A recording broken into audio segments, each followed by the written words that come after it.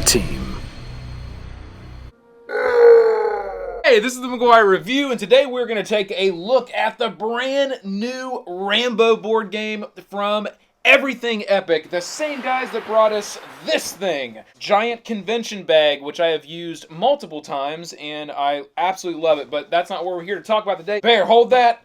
We are here to talk about Rambo. So let's dive into the prototype edition of the brand new Rambo. Now, this is a licensed board game, so it does follow the script of the movies. It is really based on the movies, which is one thing that I like about this game that makes it really cool, is as you play through the missions, and it is a mission-based miniatures warfare type game. Now, this is prototype again. I'm going to set this box right down here, but you can see right from the box the great artwork right from the movie, the characters from the movie, Everything Epic, logo down there, and some artwork on the back here as well. And there are some little pictures. There's a couple of the miniatures that are included right down here. Some of the other review channels, I know Rob Oren, he did get, I believe, just a couple, maybe more of these miniatures, which he painted up, which looked really nice. So if you do want to check out his video, he did a review video on this as well and does have some of the miniatures if you're interested in seeing some of those in prototype form. What we have here are the little stand-ups that are included in this particular prototype edition. I do not have the miniatures, but this game will be packed with miniatures. You'll have miniatures for the little heroes, you'll have miniatures for the enemies. There's various different things that you're going to have. Go check out the Kickstarter. It's running right now. Everything Epic has got the Kickstarter running right now for this game. It is funded, so it will be made, and I can't wait for this one to come out because this does have a lot of fun built into it, and it's a very simplistic game, and I want to make sure that that is clear as we look at this. Now, there are a few things that you see on the table here, obviously, but this is the rulebook. Again, it's prototype. Things will be added. Things will be built out, I'm sure, through expansions and missions. There are not that many pages here. I mean, that is the whole book, team, right there. It really is that short. It probably takes about, I don't know, probably 10 to 15 minutes to read through this and understand the components of the game and how they work together. They got some nice, layout of how all the cards work. And that's it. It really is a very simplistic, I would say, tactical miniatures game, which I like that they went with that design. They didn't over complicate it. It is very, very simplistic. So let's just take a look at what we've got here, and then we can look at what gameplay would feel like, because that's another thing about this title that I particularly like is they do give you a really easy way to set everything up. And those are these cards that you see out in front here that I have set up with this particular mission. Now, this is not one from the actual mission. I don't have this set up exactly how it would be for the scenario. I don't want to give a lot away of these scenarios. You might find some gameplay videos that are out there that get into specifically the particular scenarios that come with the game. So you will have one of 4 characters for the base set here. Your mighty Rambo here up top, and we'll take a look at his card. Rambo Bear, load up the video. There it is. So we can take a look at this card as well as some of the other components that are on the table. Each hero will come with one of these cards, and it will list out their name. It will list out, how much life they have, or in this game it's called stamina. That's going to be represented with these little tokens up here as you take damage over the course of the game. You will have somewhat of a noise meter right here, I like to call it. The green being indicating you're hidden, enemies can't see you. All of the yellow here is you're obscured, but someone might be able to see you. And then the red is you're alerted, you are in the open, and enemies can actively see you.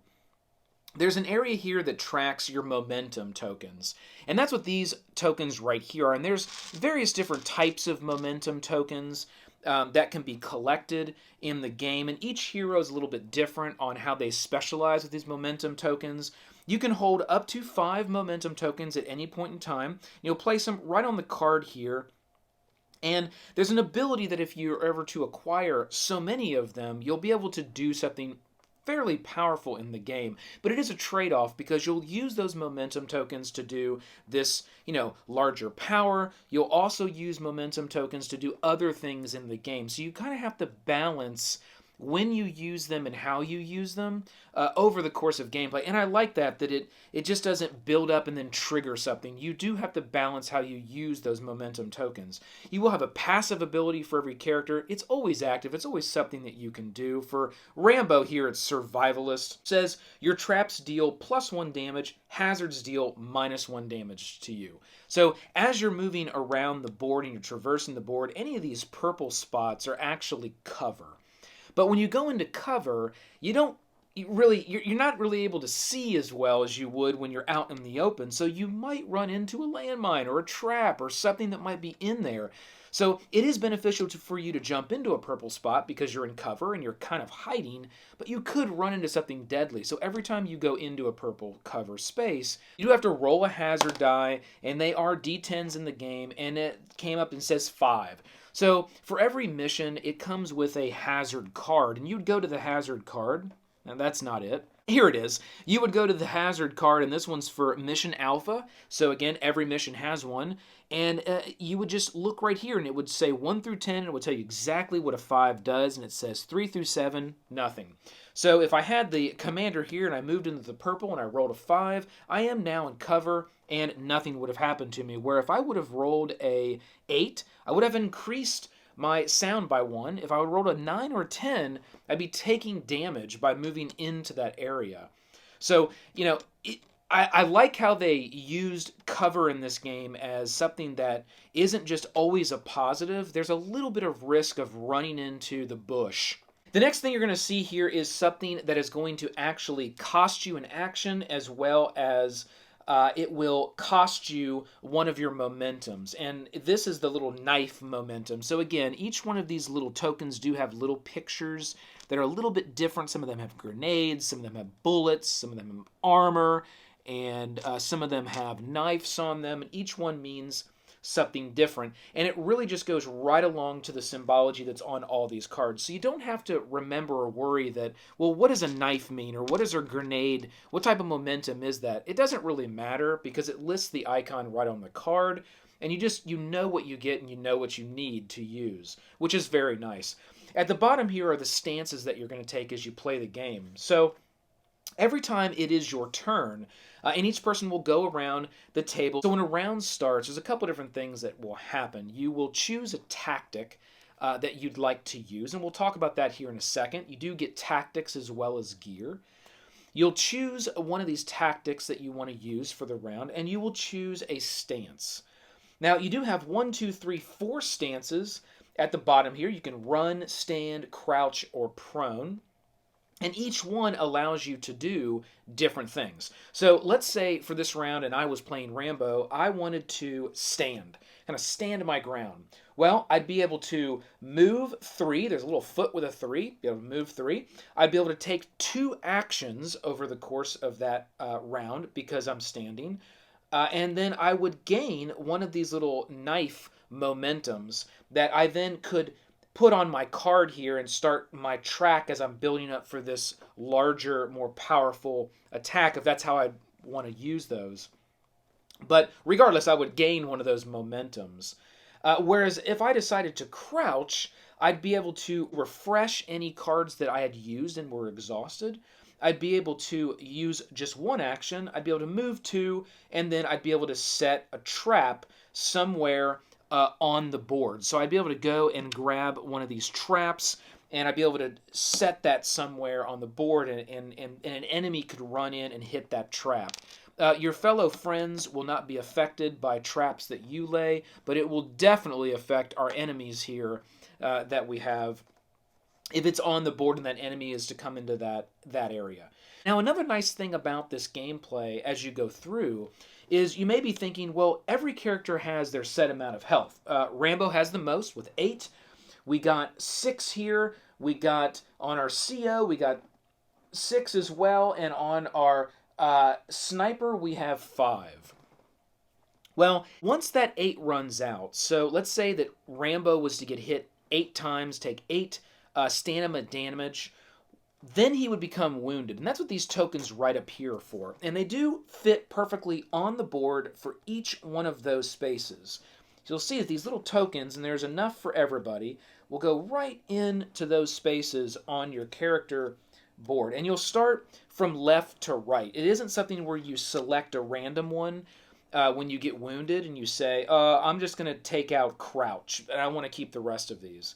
You will start from the left and you will move to the right. And I like that thematically because how that works is as you take damage, every time you run out of whatever your max stamina is, then you become wounded. And you know, if you think about it, over the course of going through this mission and tracking through the jungles, taking damage and getting hurt, you're going to start to wear down. And that's the effect of what this is as you become wounded and you lose stamina, you kind of lose your ability to be able to perform in battle. So the first thing for Rambo is he's going to lose that run, then the stand, then the crouch, then the prone. Once all of those are then filled in, Rambo would effectively be dead. Which I don't think Rambo can die. So, and I do like that mechanic that they built in. I do like it that it isn't where you'll generally find you're playing the game and you have so many hit points, and once you lose them, maybe you're knocked out, someone has to revive you, or you're just dead if you lose all of your hit points. I do like that you really play out over the course of the game of getting wounded and losing certain abilities that you normally would have. That's a nice touch, and it really does add a good thematic feel to the game, as well as change the game up as the missions get harder and harder. There's 3 missions that came with this prototype: Alpha, Bravo, and Charlie. These are the Alpha cards that are out right now, and we're going to talk through how you set up the game and what gameplay looks like. And then there are 2 other missions that were included, the Bravo and Charlie, and every mission is different and thematic and really matches the movie that we know and love. And I think that's what, again, makes this game really cool, is they're going to continue to release more missions, and it's very modular. You can play a mission, and then you just progress through the movie, through the game, and continue to get harder and harder. The missions will unlock new gear, new tactics as rewards. That's what you're going to find right down here. Now, when you do start off the game, there is a deck of gear and tactics, and each character has their own starting tactics and starting gear. So if we take a look at these cards, these are going to be very simple in nature. They're going to give you an option of what to do on a round. So if it's your turn, we talked about a little bit earlier, you do have to pick a stance. You also pick a tactics card to play for that turn as well, and just one from your hand. And when you do, you can make a choice. There's a little momentum token that's right up at top here, a little image that matches our momentum tokens. You can choose to say right from the beginning of the round, you know what, for this round, I'm just going to cash this card in, exhaust it, and you'll get it back at the end of the round. But I'm going to exhaust it immediately, and I'm just going to take that momentum token right now. And that might be for a lot of different reasons. Maybe it's the 4th one that you need to give yourself that bigger bonus we talked about. There could be lots of reasons why you just want to cash in and get that right then. Or you can say, nope, I'm going to play this tactic and keep it unexhausted for the course of this round, and gain its ability. And that would be something that would be active and passive as you were playing over the course of that round, as everybody was playing. So this one says, when entering cover this round, you do not have to roll the hazard die.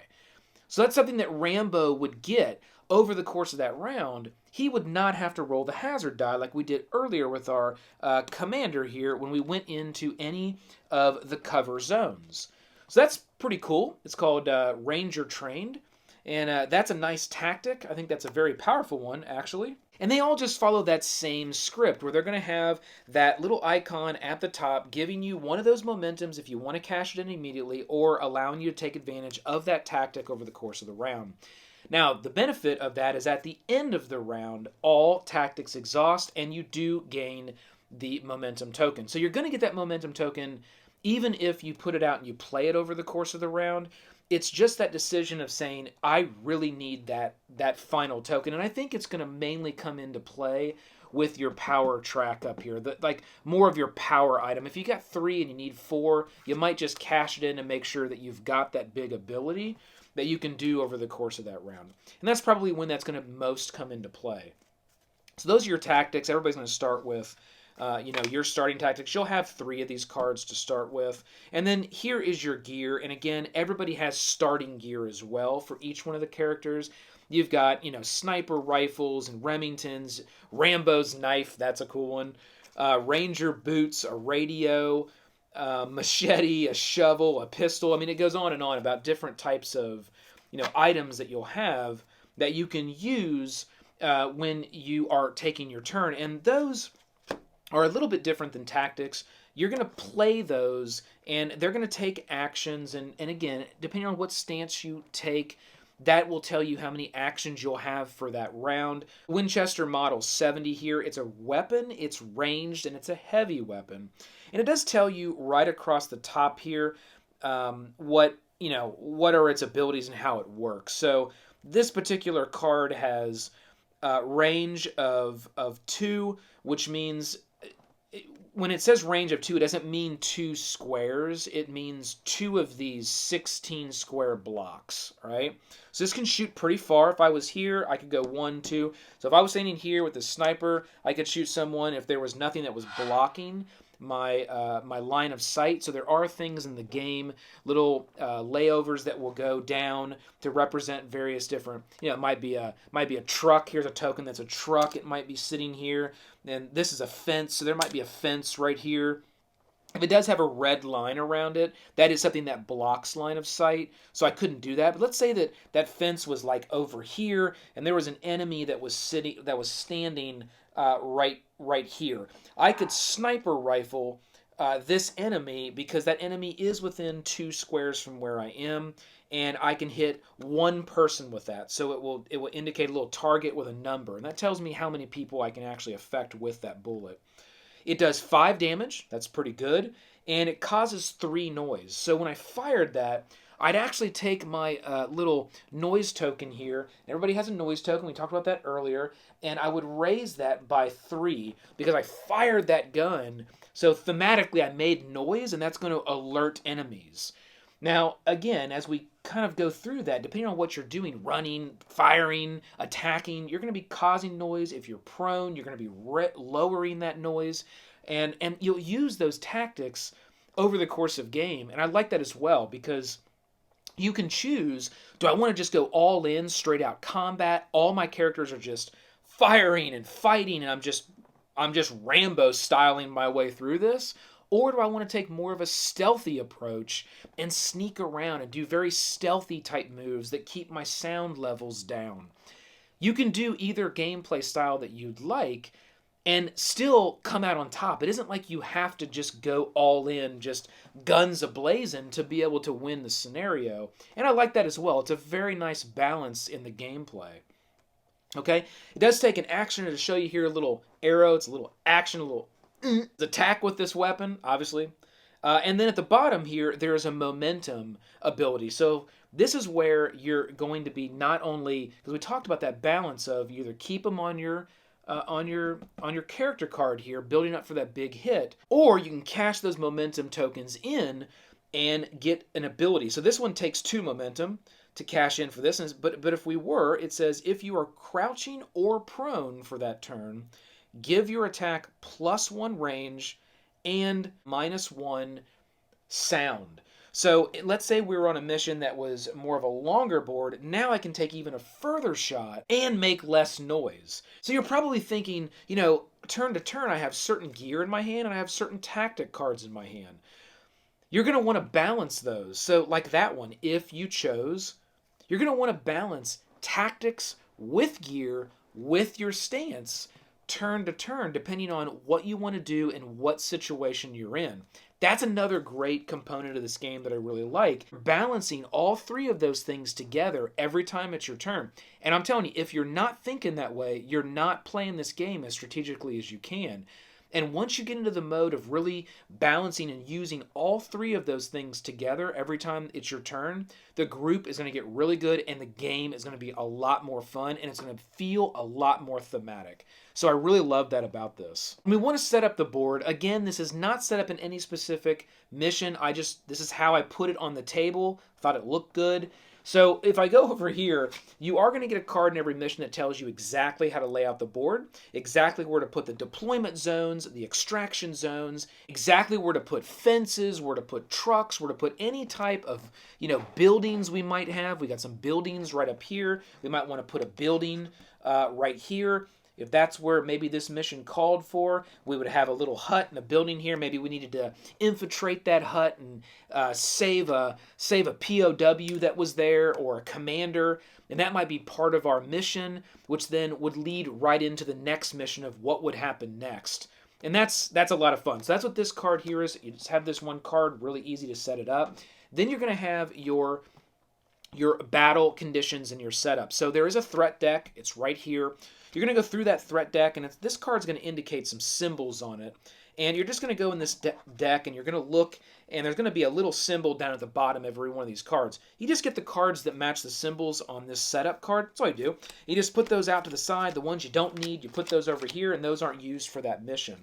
Now what that does is it gives you even more of a thematic feel specifically for that mission. So there's only certain things that are going to happen. And let's just look at a couple of these cards here. Because every time it's your turn, the first thing you're going to do is you're going to draw one of these threat event cards. You're going to look at it, it's going to activate, and then you're going to do your thing. So this one here is called Difficult Terrain. And you'll see at the top that there's these letters that are in these boxes. And it isn't that all three of them are always filled. Sometimes none of them are, one of them is, all three of them are. This one says C and C, and this one says B and E. Well, those correspond to little letters that are on these enemies. And as the game plays out, these enemies will be on the board. Okay? They'll be in various locations depending on what's happening. And this is how the enemies will activate. So it will tell you, the first thing you'll do is read from left to right. Okay, I need to activate every enemy that is a C. Do that. And then I need to activate again every enemy that's a C. I'll do that. And then I'll read what's at the bottom of this card here, which is always very simple. It just says, until the end of the round, it costs +1 movement for a hero to move into cover. And that's just what happens there. That'll go out because that is until the end of a round. So that's one that'll be lasting. So you want to keep that out, make sure everybody knows. That's going to affect everybody over the course of that round. Whereas this one says, each hero in cover suffers 3 damage unless they spend 1 momentum. And it's the knife momentum. So it's a specific type of momentum. And that's just going to be one of those, boom, it just activates and then it's out. Okay, so some of them are going to be some lasting effects. Some of them are going to be tactical in nature. They're just going to happen and they're going to be gone. Okay, now when we want to activate enemies, that's where these cards right here come into play.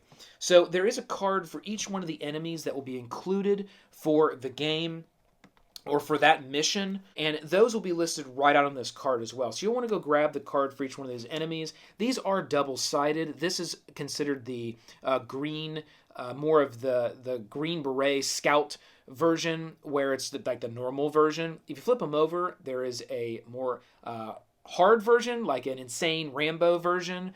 And I'll show you that here. You just flip it over, and there are some differences on this version versus what you'll see here on this side of the card.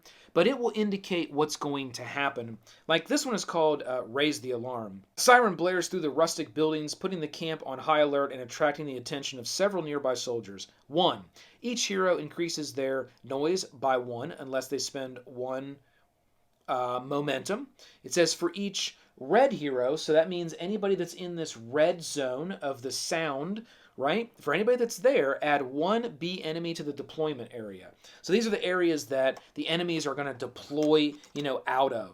And then it says, if Officer Din is revealed, activate all B enemies. So that has to do with this particular mission as it plays out. There's an officer you're going to be looking for and trying to help out. And then it does list here what's going to happen with all of those enemies of Type A. And for this particular mission, it's going to be nothing. Essentially what happened was you raised the alarm, and those things took place. Whereas if we looked at enemy card B here, whereas if we look at enemy type B here that I just picked up, this says adjacent enemies get +1 armor. So if we had a B, and one of our threat cards we're looking at a second ago had a B on it. So when that would have happened, all adjacent enemies get +1 armor. All adjacent enemies to the B enemies would get +1 armor. You would move toward the closest threat level red hero. You would then attack the closest threat level red hero, and then you would move towards the nearest enemy.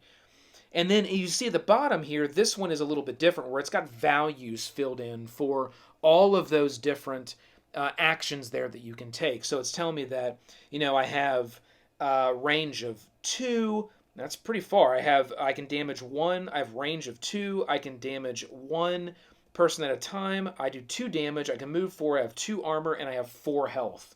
Now you may say, well, how do you track the health for all of these different enemies? You just got to remember, you just put, tokens on the individual card. That's where these cards come into play. So you'll see that each one of them is A, B, C, D, E, and it's 1, 2, 3, 4, 5. So all of these enemies here, and I got a bunch more, they all have like C2, right? And this is D3 and E1. So as they're on the board, when you damage an enemy, you'll very quickly just go to this and you'll see, okay, I just hit C3. Okay, I hit him for 1. All right, I also hit D1. Okay, I'll hit him for 1. And as you play, you'll just continue to keep track that way. And I really like how they did this. This was a really nice design, guys, with having this little card here that corresponded right to the different enemies. And I do like to lay it out like this.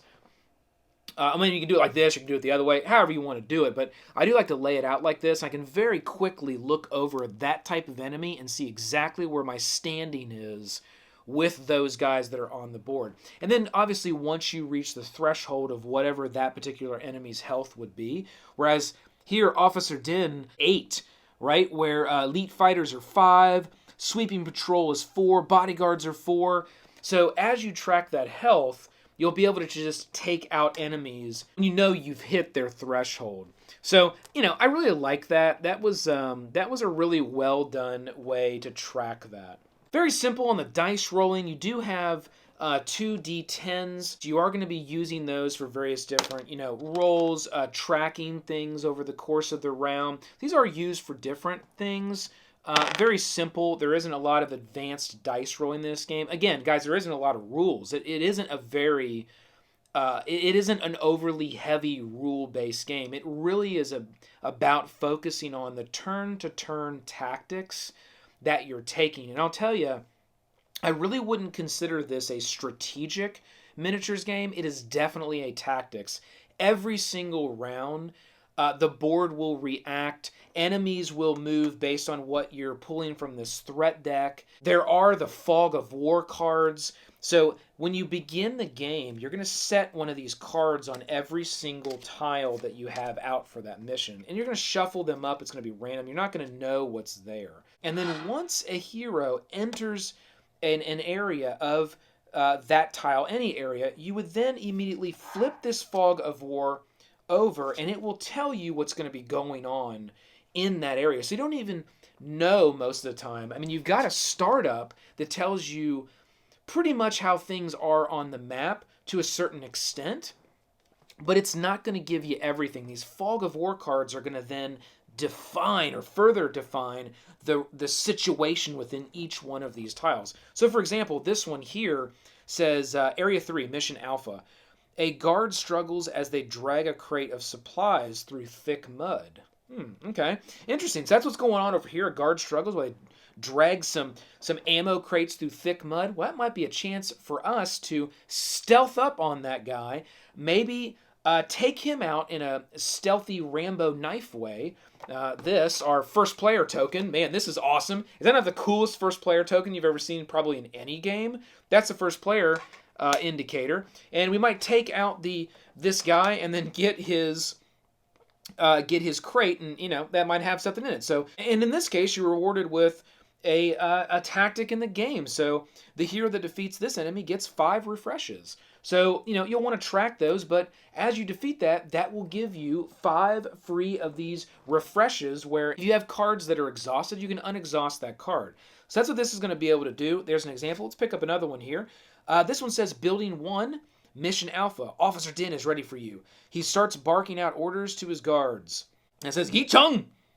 That's what it says on the card. Immediately activate all enemies in this area. You may enter this building on any side but the red outlined fence.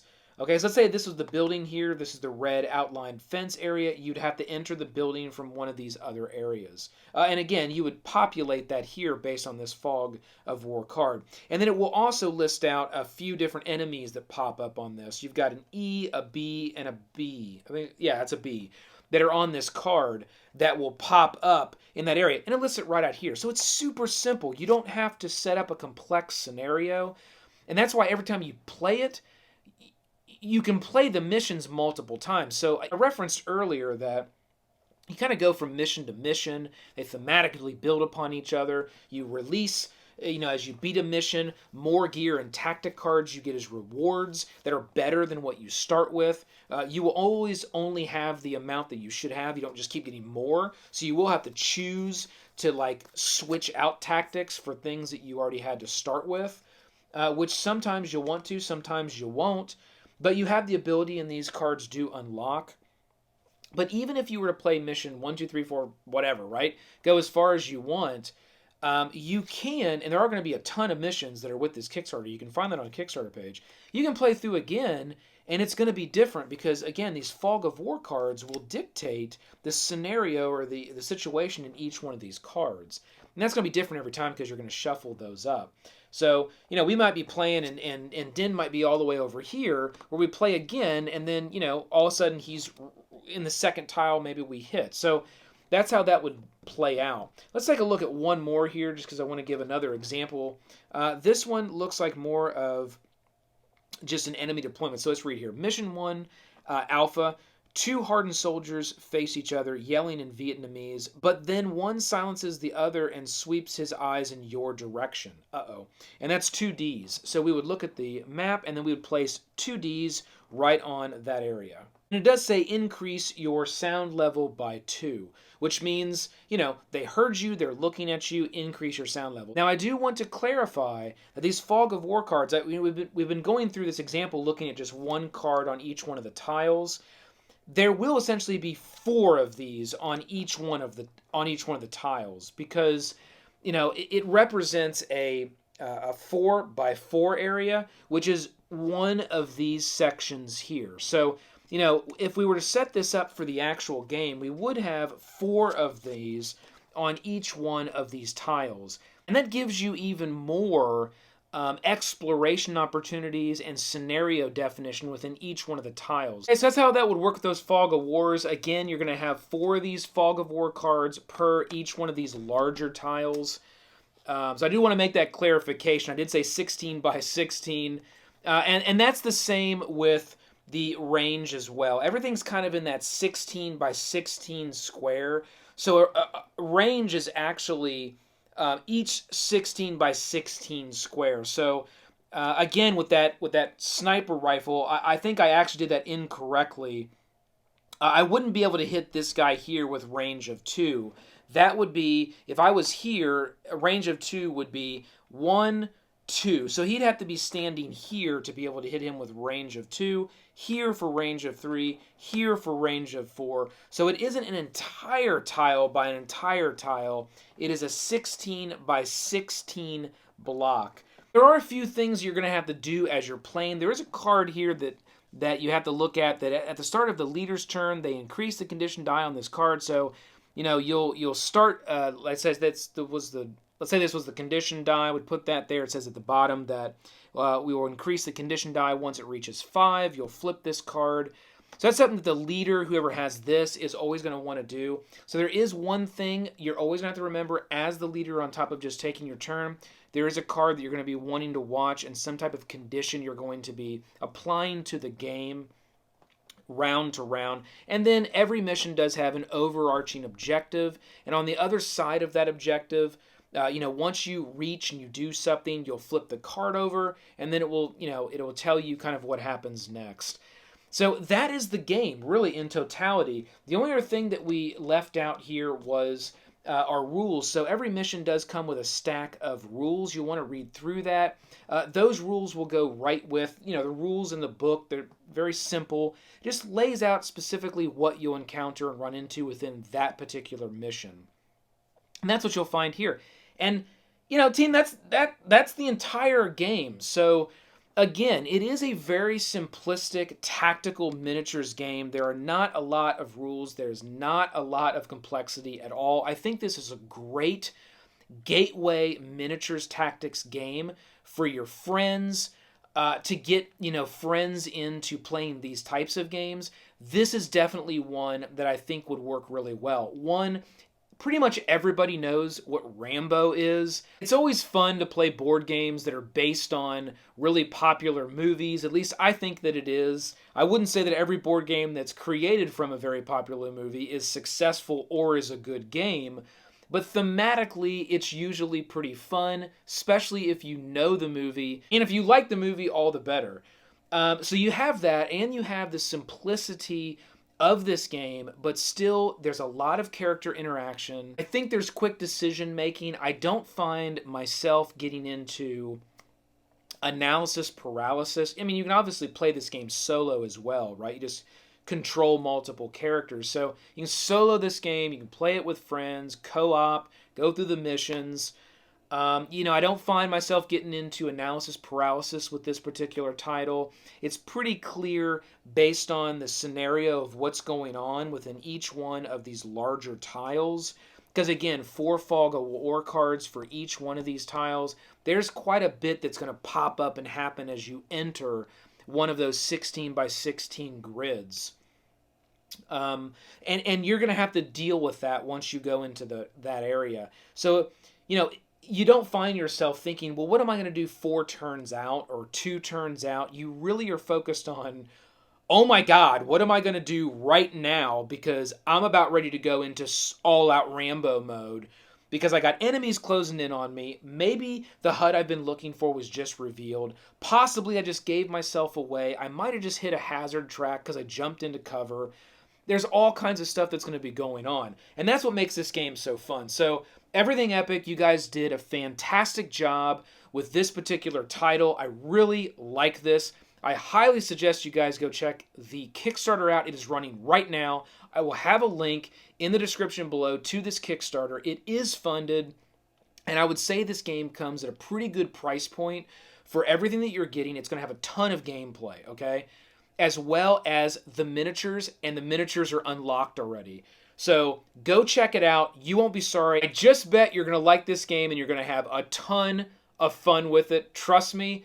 Get some friends and go through a few missions, and it is a lot of fun to play.